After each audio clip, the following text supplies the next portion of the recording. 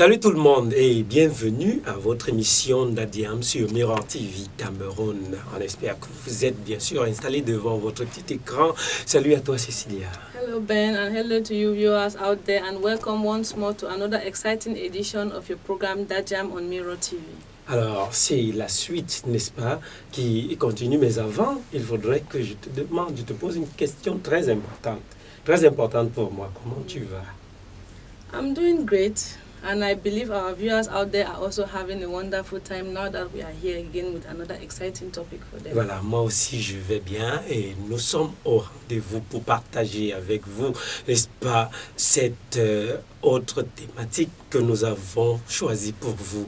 Et l'on parle d'un document qui se doit d'être authentique, toujours authentique, il faut que je le dise. Always authentic. Oui, on parle de quoi justement? Certificate.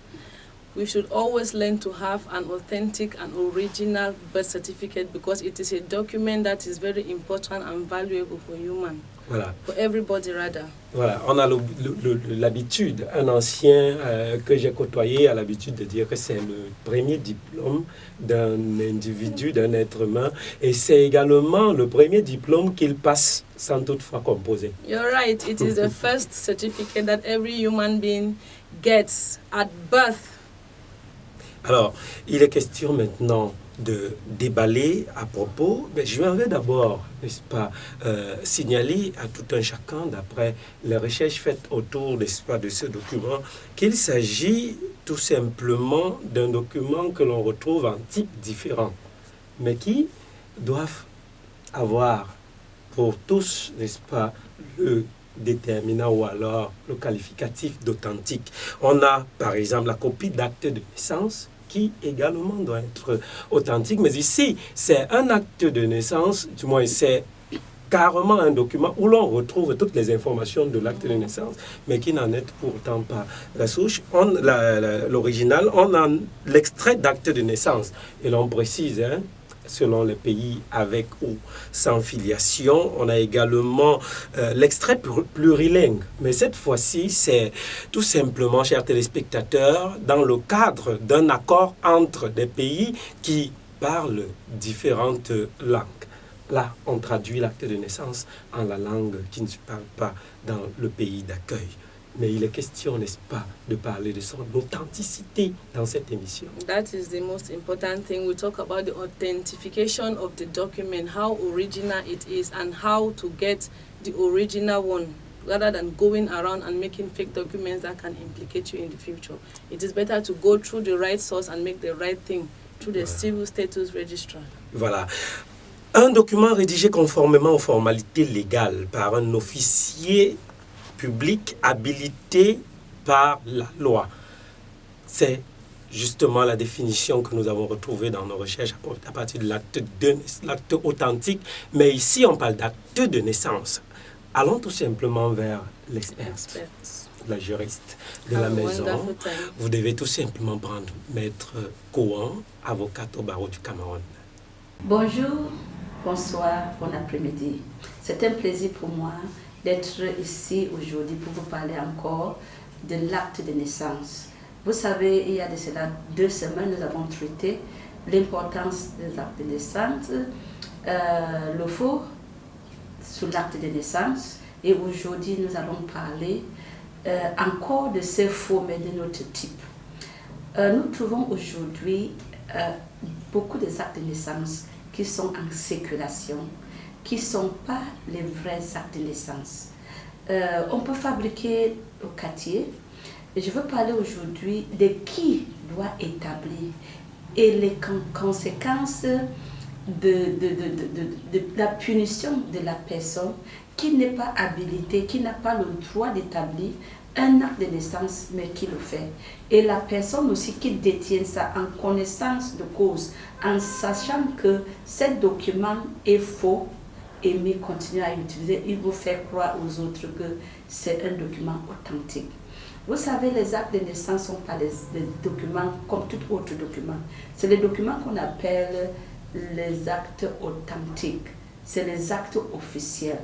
Et authentique, pourquoi? Parce qu'une fois que ce document est entre la main d'une tierce personne, ce document est prima facie vrai. Donc la personne peut donc agir sur ça. Donc je veux parler aujourd'hui de l'acte en tant qu'un document authentique et la punition qui est accordée pour une personne qui en fait usage. L'article 144 du Code pénal punit sévèrement celui qui fabrique ou bien qui falsifie un document officiel, ça veut dire dans notre cas l'acte de naissance. Si ce n'est pas un officier d'état civil, parce que je vous avais dit dès le départ, au début, que c'est les officiers d'état civil qui sont habilités à établir les actes de naissance dès qu'un enfant est né et la naissance est déclarée et ils ont le droit d'établir un acte de naissance.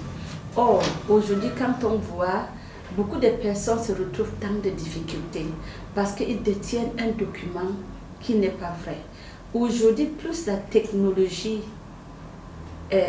avance, plus maintenant, beaucoup de gens sont dans des difficultés. Or, quand vous avez un enfant qui est né, ne part pas nulle part, ne part pas chez quelqu'un qui n'a pas le droit de vous établir un bon acte de naissance.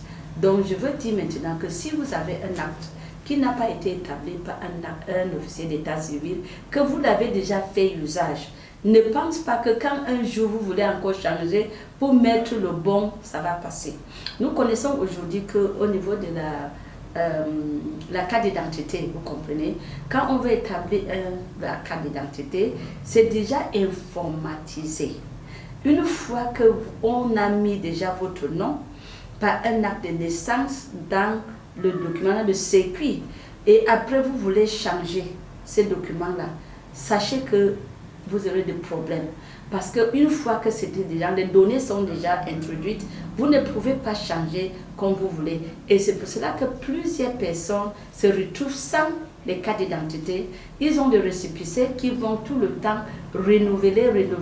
À la base, ce qui est problème, l'acte de naissance. Soit on a changé la date, soit on a changé les noms, soit on est allé établir ça ailleurs. Alors qu'un autre acte qui était déjà présenté se trouve déjà dans la machine.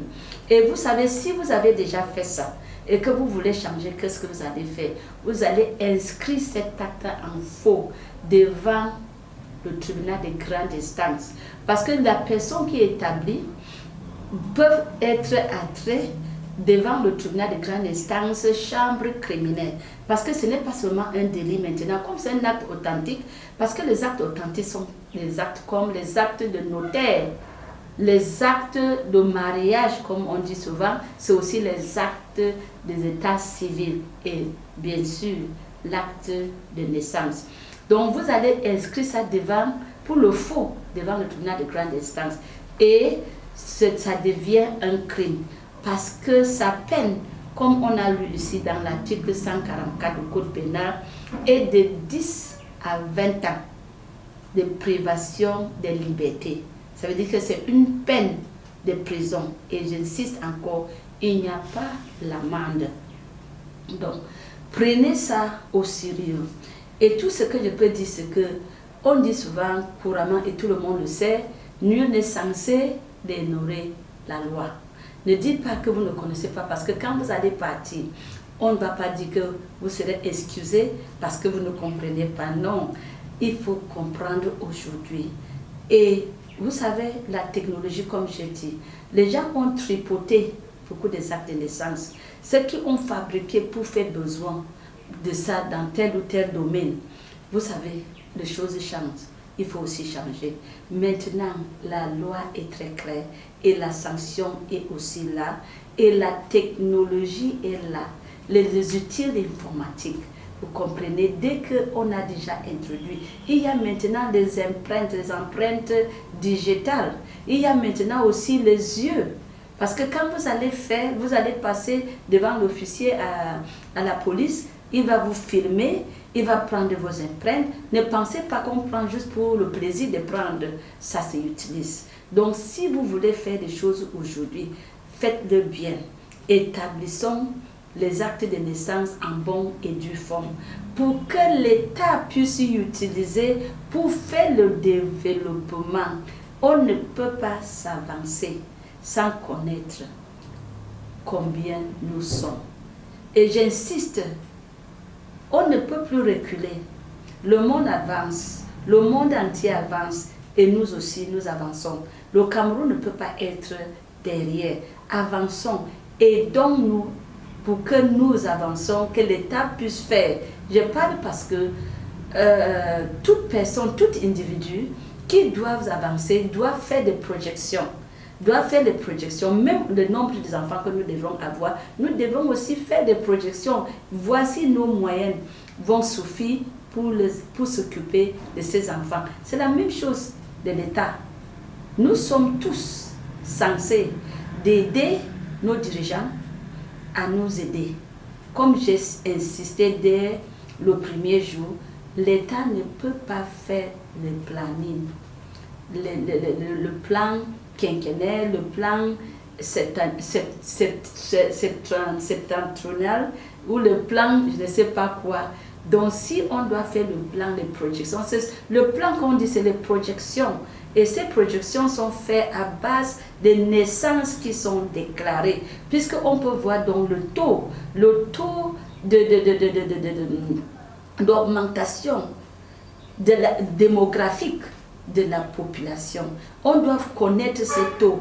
Dans 10 ans, on aura besoin de quoi? De combien des écoles, de combien des hôpitaux, de combien de routes pour augmenter, parce qu'on doit connaître que plus les gens grandissent, plus les gens vont avoir les voitures.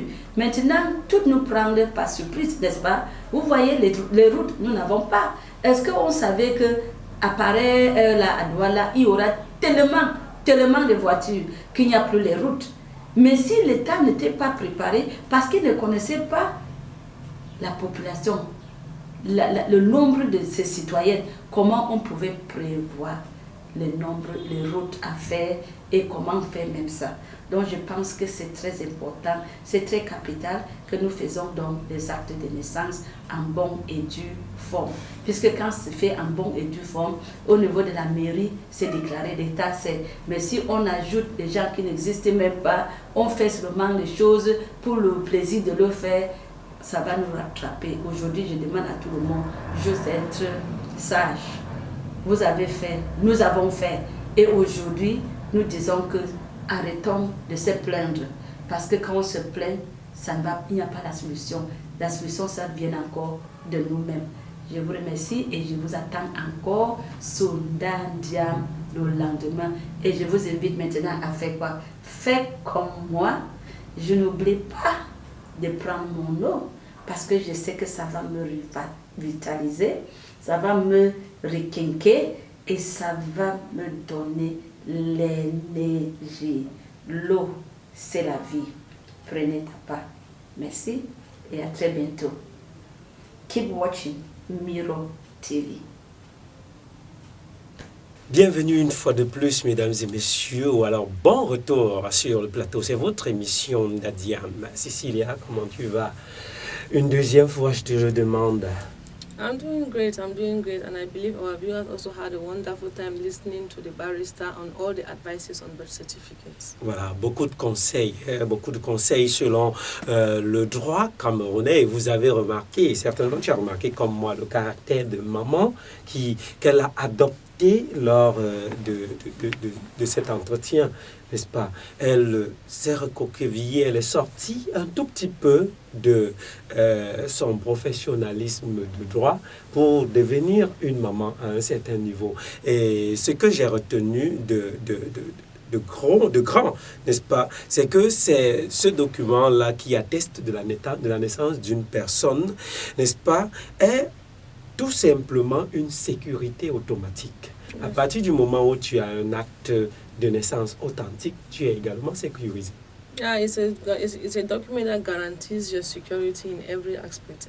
When it comes to legal aspect, when you have your right birth certificate and it's authentic, you are guaranteed. Voilà, j'ai aussi retenu une chose, c'est que quand tu as falsifié ce document, c'est pratiquement 10 à 20 ans d'emprisonnement, peine privative de liberté sans amende. On te donne même pas, on te dit pas que paye ceci, et puis tu vas lancer carrément 10 à 20 ans d'emprisonnement. Straight away, without even thinking, you just go straight to Kondengui. Voilà, Kondengui, ça chauffe là sur les lèvres de Cécilia. Mesdames et messieurs, il faut adresser des félicitations au gouvernement camerounais, n'est-ce pas, qui depuis un bon bout de temps a entrepris d'assainir son fichier d'état civil. C'est carrément une avancée vers l'éradication de la fraude documentaire. Parce que quand on a fait un faux acte de naissance, le Kumba, tu connais le Kumba, non? Tu connais le Kumba. Je suis trop amusant sur ce plateau aujourd'hui. Tu connais le Kumba, non? It's a dangerous town. Very, very dangerous. When you just hear somebody say I'm from Kumba, you just start thinking twice. Comment ça? Enfin, généralement, on dit le Kumba tout simplement parce que quelqu'un a coupé son âge, comme on le dit au quartier, sur son acte de naissance, ou alors il a fait un faux document. On va dire qu'il a fait le Kumba. Fiango. Cécilia dit Fiango. Alors, il faut comprendre que c'est carrément quelque chose qui a des avantages. Quand ton acte est authentique, tu as une date certaine, tu as d'abord un bon document, un document que tu vas utiliser sans que personne ne te donne l'ordre, n'est-ce pas? Tu n'as pas besoin du juge pour te dire utilise ton acte de naissance parce qu'il est authentique. Cela a une force exécutoire, c'est-à-dire que tu peux l'utiliser comme une preuve. Personne ne viendra contester de tout cela, n'est-ce pas? Nobody can dispute that with you. Tu peux utiliser cela comme une preuve et de plein droit. Mais aussi, ça, c'est des avantages. Quand tu as fait un faux acte de naissance, là, In everything that there is an advantage, there must also be a disadvantage. Because they cannot be only good, there will also be the bad. Voilà. Tu vois beaucoup de gens que l'on rapatrie quand ils sont déjà arrivés en Europe, par exemple. On les rapatrie parce qu'ils ont fait un faux acte de naissance et du coup, ça nous renvoie à une fraude documentaire. Il faut qu'il rentre à la maison, on lui refuse le visa, on l'envoie en prison. Et comme si cela ne suffisait pas, ça porte atteinte à la crédibilité du pays. On ne va plus voir le pays là comme un pays de bonnes personnes, comme un bon pays, mais on va voir ce pays là comme un pays de fausses personnes, un pays qui fait le faux. N'est-ce pas? C'est un pays qui fait le faux. C'est la raison pour laquelle je félicite encore le gouvernement camerounais. We thank the government for sure the government and not only the government of Cameroon, government of other countries for the introduction of that particular document, which is helping people today. Voilà. In legalizing other documents. Justement, il faut qu'ils foncent vers les services d'état civil pour faire des actes authentiques, qu'ils ne falsifient pas leurs actes aussi bien que les autres documents, parce que quand on parle d'authenticité, on va voir tous les documents qui touchent la vie civile, la vie commerciale. Yeah, we also talk about marriage certificates, which are gotten direct from the civil status registrar. We also talk of death certificates that are gotten from the civil service registrar. Voilà, Cécilia, on va devoir partir, mais on va partir en souhaitant, n'est-ce pas, un bon séjour, comment je vais dire ça, un bonjour ou un bonsoir ou un bon après-midi, mais surtout beaucoup de bonnes choses à tous ceux-là qui nous regardent de par le monde entier, n'est-ce pas?